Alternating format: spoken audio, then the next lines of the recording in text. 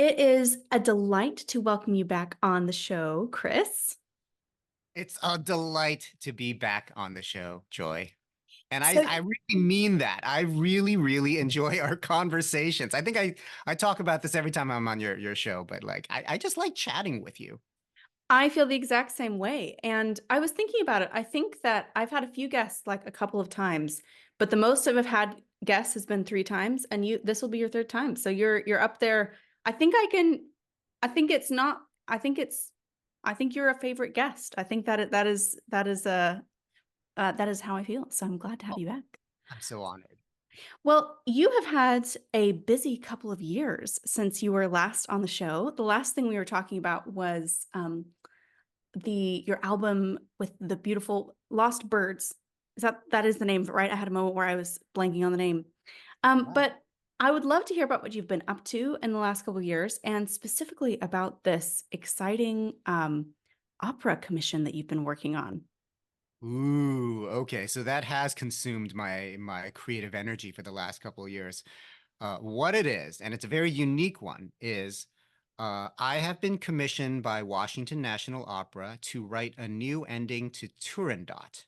Now, if that name doesn't ring a bell, Turandot was Puccini's, Giacomo Puccini, the great Italian opera composer. That was his final opera, but he died before he could finish it.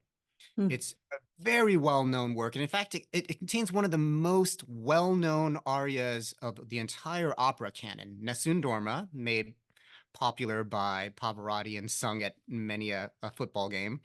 Uh, but he died before he could write the ending, and the opera was actually completed by one of his contemporaries, but that ending was never really fully satisfactory and never really caught on, and it has actually aged very poorly plot wise. Um, and so I, along with my librettist Susan Soon-Hee Stanton, were commissioned to write a new ending to the opera that brings it up to date with maybe, morals and practices of the 21st century, and gives it a proper ending that the Princess Turandot actually deserves. And let me tell you, finishing Puccini's last opera is not an easy task. There is a lot you got to think about. There's a lot. He left a lot of sketches for one thing, and some of them work great in this new ending, and some of them just do not work at all. And he left certain wishes about how the opera should be completed, of which one of them was in order to make these lovers fall in love with each other, you know, there has to be the greatest love duet known to man ever composed, and that's how the audience is going to believe their love story. And of course, he died before he could write that. So the poor person who tries to finish this opera, has been tasked with the great maestro himself telling him, "You got to write the greatest love duet ever." And it has been quite a collaborative process and quite a joy, actually. This is my first time writing for opera, and it's been a lot of fun, but boy, has it been a challenge. Wow, that sounds amazing. So have you written the best love duet known to mankind? Oh God, no. No, I mean, I think though, I think we did tell the story well. And I mean, the thing is though, okay, so Puccini died in 1924. So we're actually 100 years out from his death, right? Mm, And the sort of understanding of love back mm, then was different. Um, and the way the original libretto, Puccini's librettist's plot, mm, works is that Prince Kalaf and Princess Turandot have spent 2.5 acts yelling at each other, trying to conquer and kill each other, yada, yada, yada. And then they're left alone.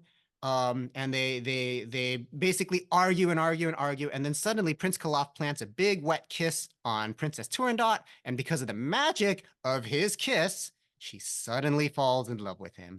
And the mm. music swells and everyone's happy. And everyone believes this because our concept of love 100 years ago Mm, was, let's say, a lot less reciprocal, maybe a mm, lot less realistic. It just does not age well, especially post Me Too. And mm, one of the big tasks that Susan and I were basically charged with was, how do you make this love actually believable in the 21st mm, century? And it is not just the dude planting a big wet one on the girl and she just falls in love. Doesn't work that way. Never mm, has. And we as a society now kind of recognize that, in our works of art, that just is not how it works, right? mm, So our approach to convincing the audience that these two now love each other is a lot more nuanced, and it doesn't rely on just the greatest love melody ever heard. mm, That's a little bit insulting to the audience now. hmm. That's so fascinating. So it must have made you kind of reflect on how we understand what love is now. And so what I don't want to spoil it, but what were kind of some of the directions that you went with thinking about how to resolve that, the kind of fighting into love? Well, there needed to be certain plot points Mm, that that give both characters an opening mm, for being honest with one another and vulnerable with one another, and mm, thereby accept each other. mm, And one of the ways that I sort of musically accomplished this mm, was take certain key motifs of theirs, um, and transform them musically so that when they recur and when I re-quote them, so to speak, it's in a new context that sort of redefines their characters. So I'll give you mm, an example. In both the original and our new ending, Prince Kalaf, in this climactic moment, um, gives Turandot his name. And by giving her his name, he's basically saying, now you know my identity and mm, you can choose to execute me if you want. Like the power is in your hands, right? And in the original ending written by Franco Alfano, it's kind of a throwaway line. He just says, mm, da, da, da, da, da, da, da, my name is Kalaf. And then we move on. It's a very fast mm, moment. In my ending, what I've actually done is I've taken a brief snippet from Nessun Dorma, the famous aria, and I've quoted it right when he gives up his name. Um, and he now sings in my version, Il mio nome Calaf, figlio di Timur, tu mm, hai il mio nome, tu hai la mia vita. mm, So about like, 4 bars of Turandot or Nessun Dorma or 8 bars of Nessun Dorma or whatever. But the reason I do this is because earlier in Act 3, he's singing Nessun Dorma, and the lyrics of Nessun Dorma are him boasting that he will be victorious and he will conquer Princess Turandot, and none shall know mm, his name. He's got all the power. This is his victory lap. And it's this huge moment of sort of toxic masculinity, if you really sort of pay attention to the words, right? And mm, so I've taken this moment and I turned it musically mm, into his biggest moment of vulnerability when he in mm, fact put his life in her hands. He does the exact opposite of Nessun Dorma, where he was claiming that he's going to be victorious, and now he's saying, my life's in your hands. Do whatever you want. mm, Uh, and by doing so, he telegraphs to her, I've changed now.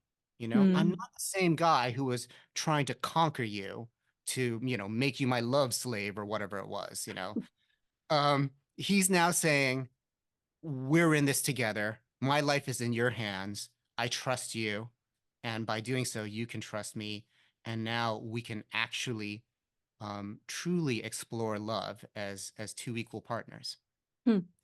So I things love like that. Oh, that's amazing. I love that too because it kind of plays with the idea of power because, the masculine kind of um, nature of the first one sees power as kind of holding power over her, and that's to be a big, strong man.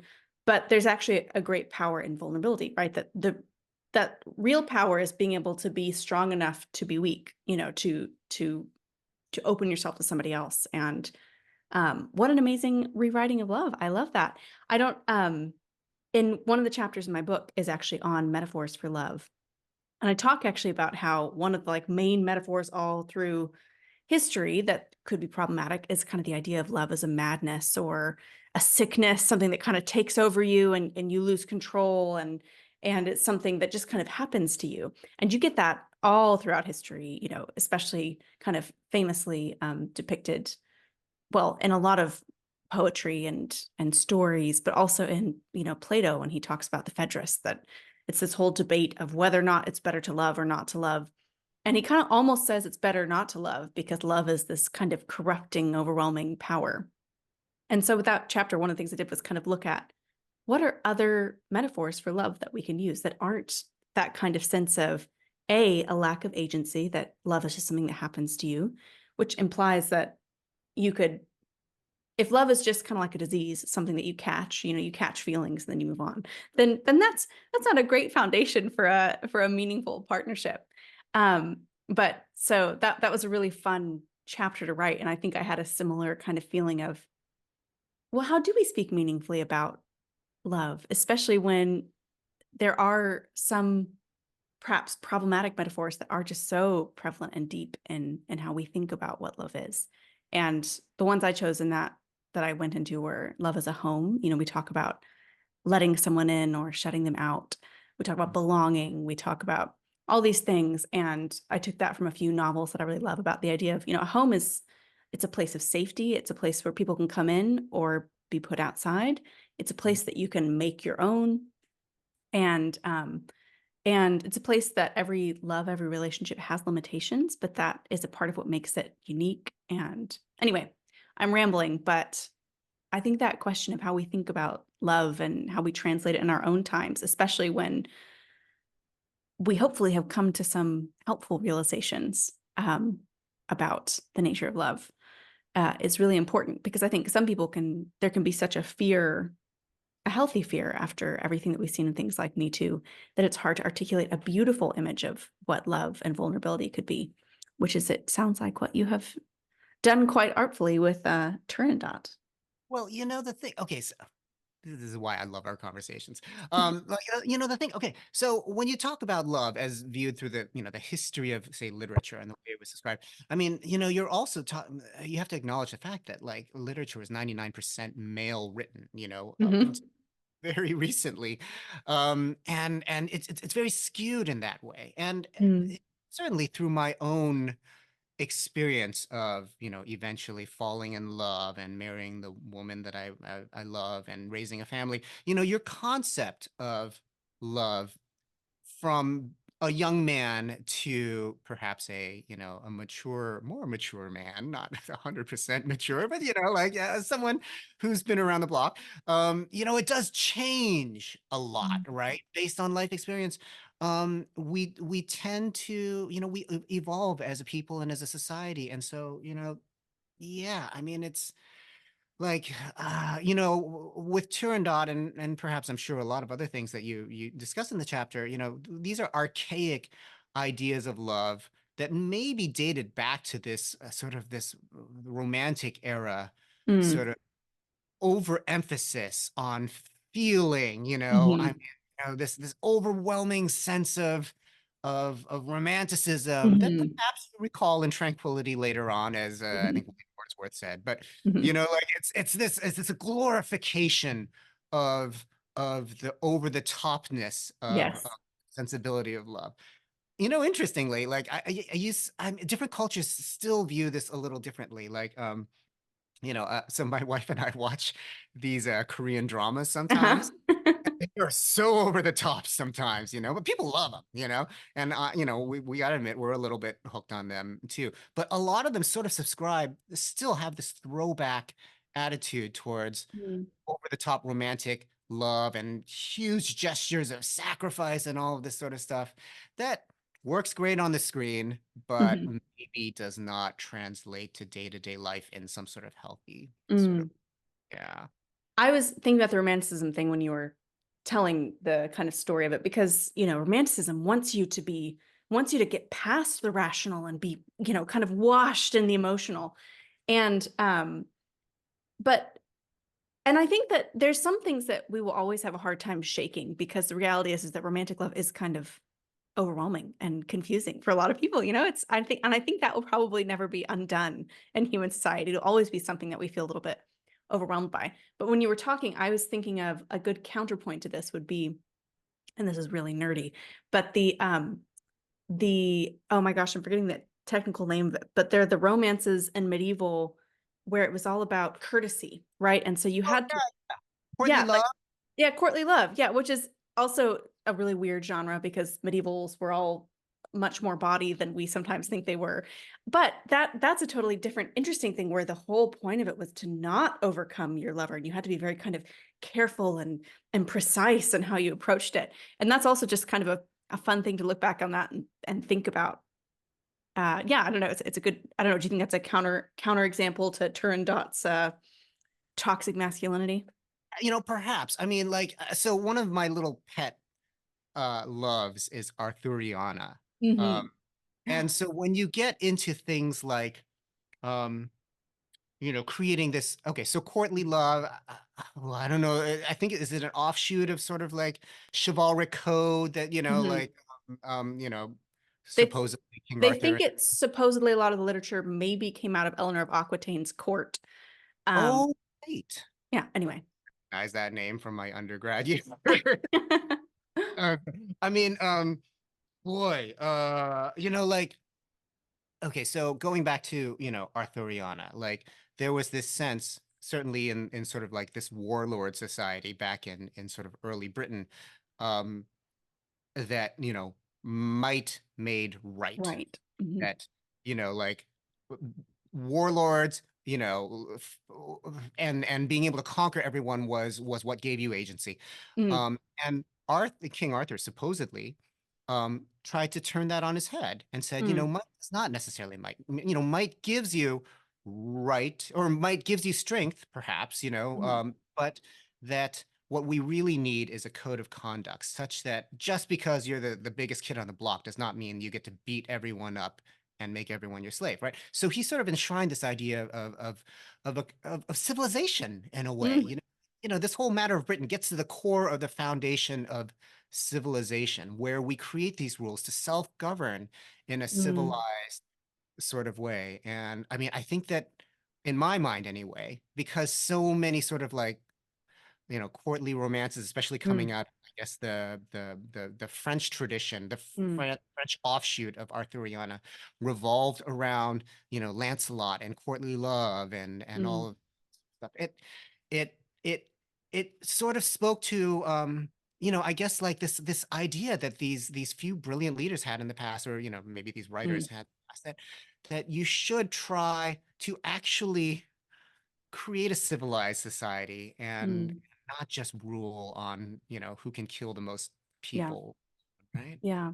No, I should have known that if I mentioned courtly love, you would have opinions on it, Chris. Which makes me want to ask, will you ever write something on Arthur? I really want to, actually. I really, really, really do. And for a while now, I mean, I've been, proposing this idea to various organizations that I'm in touch with. Maybe someday I'll get to do this, but All I right. gotta say, like some of my oh gosh, one of my favorite books. Sadly, the author turned out to be a horrible person, but Marion Zimmer Bradley's The Mists of Avalon. Uh-huh. uh, it was a book that was really popular when I was a kid, and I'm dating myself a little bit here. But in the 90s, it was a huge sensation, and everyone was carrying this book all around, high school. And it's basically the story of King Arthur, but told from the women in, Hmm. and it leans into this intersection between sort of paganism and Christianity, and Hmm. it's just a great read. Sadly, the author turned out to be a horrible, horrible person and an abuser. So we can't really turn that into any sort of like classical work or stage work or anything like that.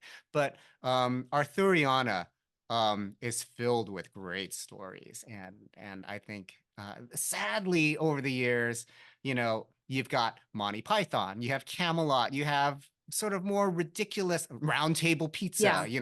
like the inherited sort of Arthuriana that we have now tends to be on the goofy side, Yeah. but If you go back to the original stories, man, they are good. They are. It also, just one last thing in the courtly love, and then I have other things to ask you. But did you see The Green Knight a few years ago? Oh no, I didn't. I didn't. Okay, so I'd be curious if you watched it because I wrote a paper on The Green Knight way back in undergrad. And because The Green Knight is kind of about it's about that mixture of paganism and Christianity, and it's also very much about courtly love because basically a part of courtly love is like when someone tries to seduce you, but you don't want like they're married perhaps, or you don't want to be with them. You have to find a way to reject them, but where you preserve their feelings and your graciousness towards them. And a big part of the Green Knight is basically it's not just that he fails as a Christian knight, but that he fails in his courteousness. And it's a really interesting, really interesting tale and compelling story and kind of bizarre and um, yeah, I really love it. But I really wanted to love the movie, but I didn't love the movie partially because I felt like it missed that kind of Mm, civilization element of, this is actually about the kind of battle to not be a might makes right person. And it is about the kind of sense of how can he maintain his courtly nature even in this kind of pagan, not in the sense of the pagan is the bad part, but in the sense of this kind of he gets thrown into this situation that seems impossible, which I really love because I think it's kind of a picture of how do you try to choose to be good and humane when you're in mm. a situation that makes it seem like that's impossible. But anyway, I want you now you need to go see that at some point. I do love Dev Patel and he was very good in it, but I didn't love it as an adaptation. Um, but all that to say, there needs to be more Arthuriana in the world. So I hope that someone, I don't know if you need a note of endorsement, this listener will definitely listen if Kristen at least one. Yeah. I'm sure Well, many more. Clarkson said, Yes. yeah, this is exciting. Okay, so we've already touched on many things, but part of the reason that I wanted to have you on this series is I've been doing a series kind of on metaphors, and which pairs with my book, You Are a Tree, which looks at 7 different metaphors. And in that, I talk about how metaphors are kinds of things, it's when we reach for visible, tangible things to articulate our invisible and tangible experiences. Right? So if we don't know how to talk about love, we talk about it as a disease. We say that we've fallen in love or that we're love sick. If we don't know how to talk about wisdom, we talk about it as light. We talk about being illumined. We talk about someone being bright or lucid. And I wanted to talk to you about this because I think you have an affection for metaphor. At least I hope I'm not imposing this onto your writing, but you do tend to kind of explore that. So I think yeah, first of all, do you like metaphors and do you like using it in your projects? I do. I do like metaphors. I mean, everything that I do has a metaphor at sort of like the core of its conception in a way. I mean, The Lost Birds, which you referred to, it's my most recent album, and it's basically about um the loss of birds. Mm, Uh, but the loss of birds, in my mind, is actually a metaphor for our own potential extinction. And mm, one of the metaphors that I lean the most on when describing the lost birds mm, is the canary in the coal mine. Uh, mm, the canary in the coal mine, for those of you who haven't heard what this expression actually means, is that in the late 19th century, coal miners would bring a canary in a cage down to the coal mine with them. And if that canary died, it meant that there was a buildup of poisonous gases, and soon the miners themselves would die. And so they would evacuate the mine.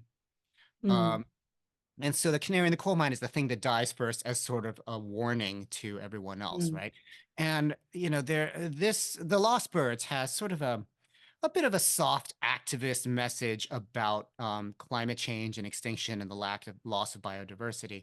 And in a way, the record is about the fact that these bird species that have gone extinct over the last 100 years, and sometimes in really dramatic fashion, they're kind of the warning that mm, our own extinction is just around the corner. And so, a lot of what I do has as its very core message a metaphor of some sort about the human Mm. condition, about culture, about belief, things like that. So yes, Mm. I love metaphor. Yes. Which is maybe part of why I connect with your music so much. Other ones I would just mention would be, I think you could talk, I don't know exactly how to articulate this, but the drop that contained the sea kind of has a sense of the metaphor because it's about how individual things relate to the whole and about how the world can, microcosms and macrocosms. Or even calling all dawns, looking at how light and dawn is talked about in all these different religious traditions and what Mhm. it kind of conveys and evokes for us. Um, so I want to ask you a question, which I have connected questions to, but I asked you this sort of before we came on. Do you think it's possible to clearly your music deals with metaphors in its contents and in its themes, but is it possible to have a musical metaphor? Okay, this, all right. So I, as you maybe know, I was actually, in addition to being a music major as an undergrad, I was also an English major, which is why I know about things like courtly love. That's not part of your standard composer training right there. That's my English degree coming through. Um, and I tried to tackle this as an undergrad. I actually tried to write a piece that was a musical metaphor of the James Joyce short story Araby. Now, it's been ages since I've read Araby. I don't even remember the plot or anything. I tried to write this piece that encapsulated certain metaphors from Araby and translated them into some sort of form of musical development. Um, I mean, in a sense, I remember more about the music than I do the short story because I actually wrote the music, right? But also, I remember completely failing at my task. Like, Hmm. I could not make it work. I mean, the only way anyone would get that this was a musical piece about a certain metaphor in a James Joyce short story was through the program notes where I said, you know, this gradual increase in the dominant interval that I use throughout this piece is a metaphor for this. Hmm.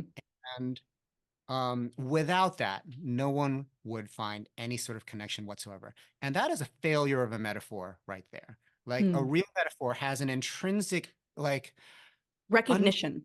recognition. Yeah, right. It just makes sense on an intuitive level. And it's constructed on a way to be intuitive because what you want to do is like what you said before, the metaphor is trying to explain in something that is kind of inexplicable in words or is better sort of explained through, sort of a collective understanding of something else, like, Mm. like a tree, for example, the way that we nurture a tree and the roots and the branches, that's that's a real metaphor and that's how it truly works. I have not yet found a way to translate that into purely musical terms without words. Now, Hmm. once you add lyrics to something, or a libretto or a text, for a choral piece, then you start to be able to manipulate metaphor a little more effectively. But when we're purely talking about notes, it's a very hard thing to do. And certainly me as a 21-year-old could not do it. I have not really tried since. Perhaps the time is right now that, I've been around the Hmm. block. But I think that, like with many things, if you have to explain to someone, and if you have to take the time to explain your metaphor, um, and that time takes longer than it takes to actually say the metaphor in the first place, it's not a metaphor worth, using, right? Yes, absolutely. Well, I think that's one of the things that's important about a metaphor is that we do have that kind of moment of recognition. We go, yes, that it's satisfying, right? If I say, like in the opening of my book, I talk about the experience of being kind of a third culture kid moving around, and I thought I'm a potted plant, and when I thought that, I went, yes, that's what it feels like. That's what it is, and that's kind of I think the nature of metaphor. But I think a part of the gift of metaphor is that it's the ability to speak something, to put something into words, and so with music, you kind of have to almost overdo it. And then that feels like it's not doing the thing that music does, right? Because if you have to explain it in depth, then you feel like music hasn't done its magic. But there is, I think, something that music can do, which is it can convey or evoke or um, in different ways. So, an example I was thinking of was the way in which we kind of feel in our bodies and understand when music is rising. It Mm, feels hopeful, it feels promising. And when it falls, sometimes it can feel ominous or sad. I was thinking about a kind of core memory for me was when I was 15, I got to go with my mom back to Vienna, which is where my brother was born, and we watched the New World Symphony. And I'd never heard it before. And I remember, that wonderful part where the oboe is rising and it's all kind of coming together. And it evokes and feels hopeful.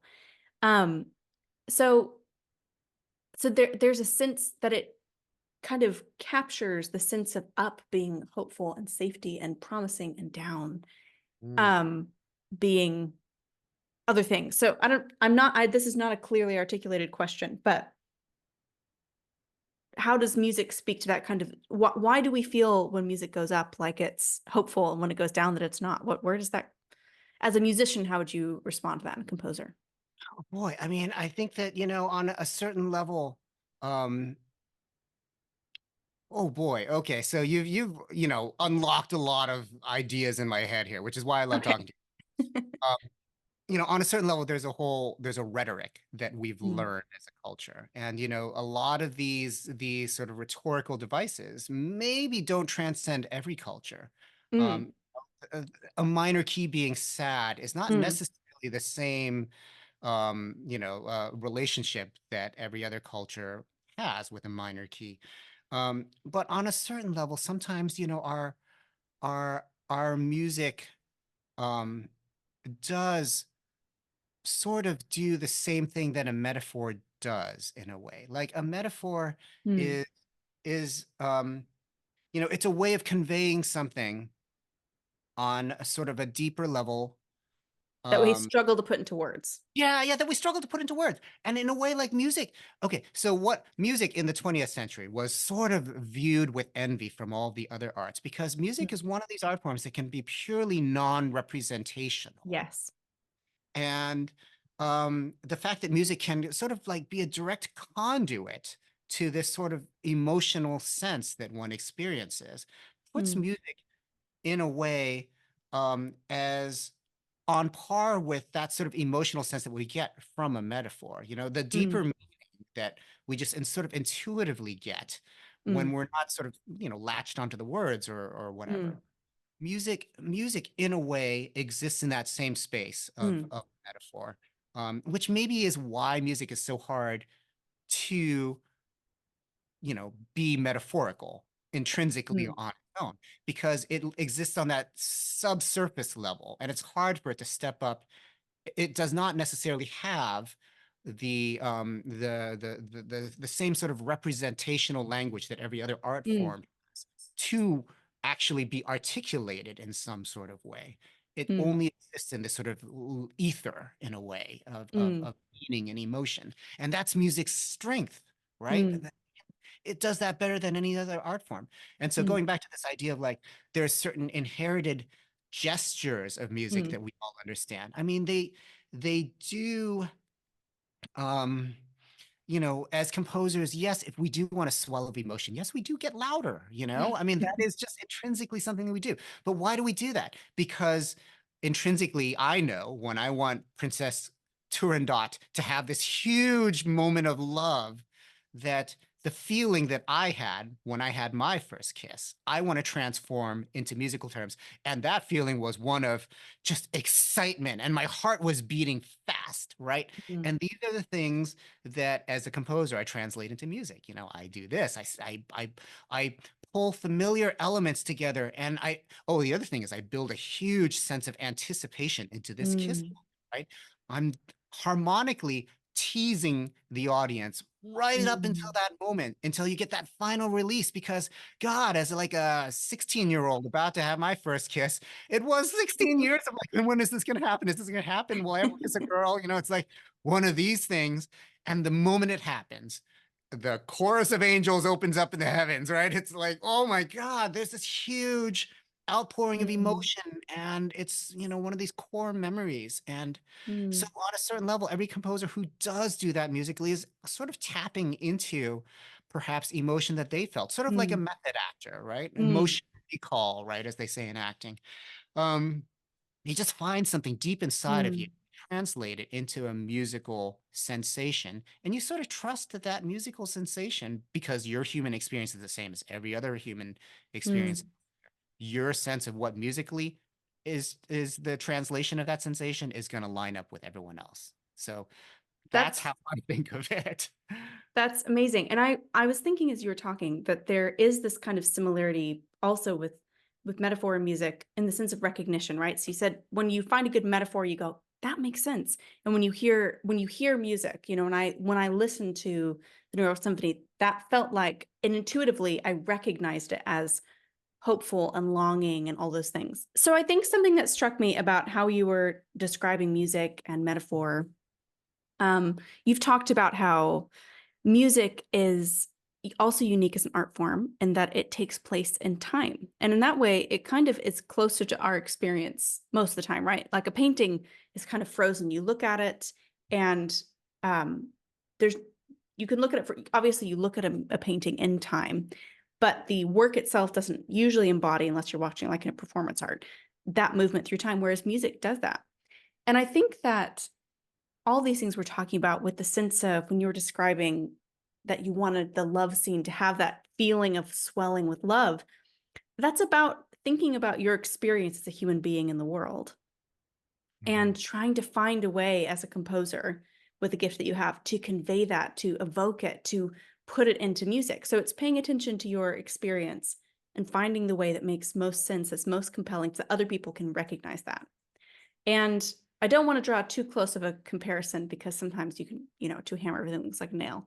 But I think something similar is going on with metaphors because metaphors are when we pay attention to our experience in the world and we find words from those tangible experiences to take something that's intangible inside of us, like love, like growth, like sadness, and find a way to speak about it so that people can recognize it and you can show it to other people. And so both of them have this kind of attentiveness to what is it like to be a human being in the world? What does it feel like to have your first kiss? What does it feel like? And music is doing that, as you said, in this kind of non-representational, direct manner.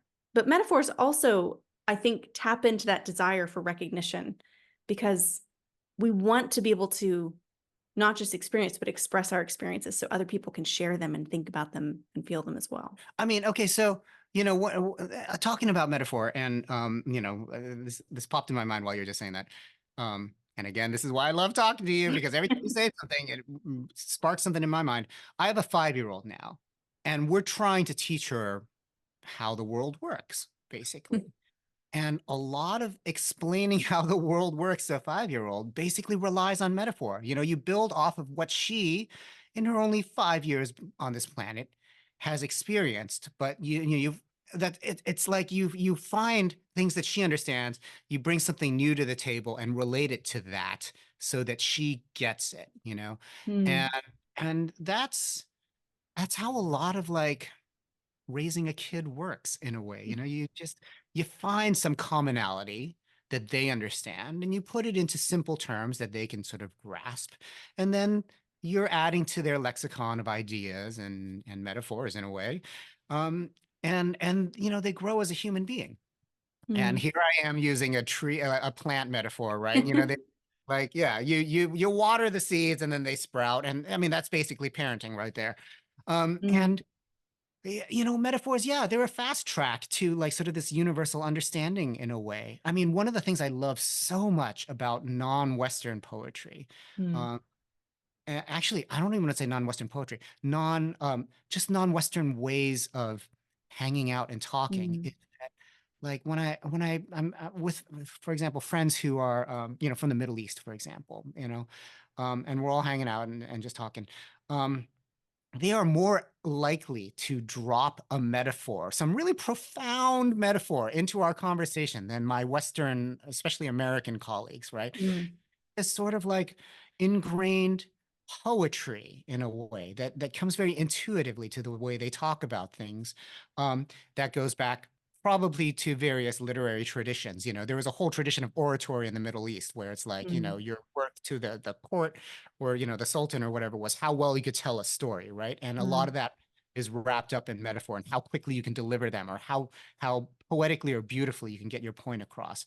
That's metaphor. And in a way they got it right because like this whole being able to dazzle someone with a metaphor meant being able to find the perfect turn of phrase that would convey what you're trying to convey to your audience better than any other non-metaphorical way could go about it. And that's the beauty of metaphor, being able to explain to the true core of what you're trying to get to in fewer words and just with a much more sense of directness. And that's what music also brings to the table.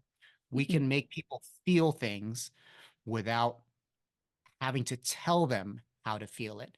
We can just mm, make them feel mm. That's beautiful. So we're wrapping close to the end of our conversation. So I would love to know a work of art. So you could do music because you are a musician, so perhaps that will come easier to your mind. But it could also be a work of art that you feel like kind of does that conveys an emotion and experience better than words could. And I can. Do you have one off the top of your head? it. I got one. I got one. Okay, go for it. Debussy's Air. It's an Mm, orchestral suite based on the ocean. La mer means the ocean in French. Um, when we talked about musical rhetoric, immediately evoking something, and you'd mentioned the New World Symphony and the oboe. Um, what I think La Mer does is it evokes the sense of the ocean just spectacularly. I mean, just from the opening notes, which is this, tremolo in the low strings and just sort of a held note in the high strings, you get the sense of the ocean. Now, I mention this because I love the ocean. I live a mm, 5-minute walk from the ocean. I see it on my drive home every day. I mean, and the ocean is one of these things for me personally that evokes so much emotion and so much sentiment and feeling, and it's mm, completely indescribable. And I mm, could not put into words what the ocean does for me. But when I mm, hear a piece of music like La Mer, I say, oh, that is the ocean. And the anticipation that he builds by just hanging on to those, the low note and the high note, which is sort of like, the bottom of the ocean to the top of the mm, sky, right? It's the entire panorama of what you see vertically from the horizon up. Um, it's so perfect in a way, and it brings it all to my mind and my heart and everything. It just immediately takes me there, and that is a a really good composer nailing a metaphor in musical terms right there. So mm. Debussy did it. I could not do it, certainly at the age of 21. In a way, Debussy nailed it. Well, Chris, I hope that perhaps one day you will find a way to do musical metaphor. And also I do also hope that someday you will find a way to write about the Arthuriana because I'd be very enthusiastic about that.